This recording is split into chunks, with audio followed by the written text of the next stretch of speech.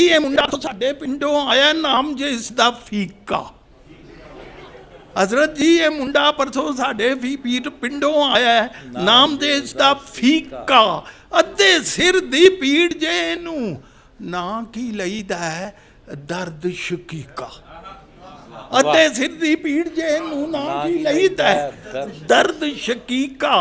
ते डॉक्टरां तो डरदा है किधरे ला ना दे मन टीका।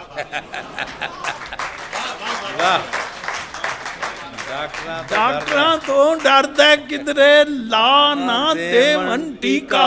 हफ्ता होया पीड़ दे हथों रोंदा है ते कुरलांदा कट्टे वांग अड़ांदा है।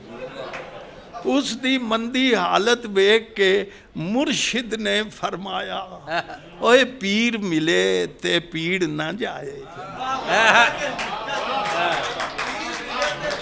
उसकी मंदी हालत वेख के मुर्शिद ने फरमाया, पीर मिले ते पीड़ ना जाए। गल नहीं वारा खांदी एवें ते नहीं खलकत साडे डेरे फेरे पांदी। एवें ते नहीं खलकत साडे डेरे फेरे पांदी। फिर मुरीदां नूं फरमाया उन्हां, ओ वेंदे की हो, ओ छेती छेती अग विच रखो सरिया।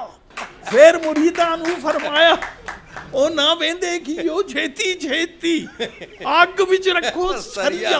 ते सरिया जद अग रंगा होया, मुर्शद होरां जा फीके दे पैर दे उत्ते धरिया। ओ फीके मारी चीख के हजरत हाय मेरा पैर। मुर्शद दबका मार के बोले, आखन लगे फीकू ओए एवें ना बेसबरिया वांगू एडा रौला पा, रोमे अपने पैर नू यबला सिर दा हाल सुना।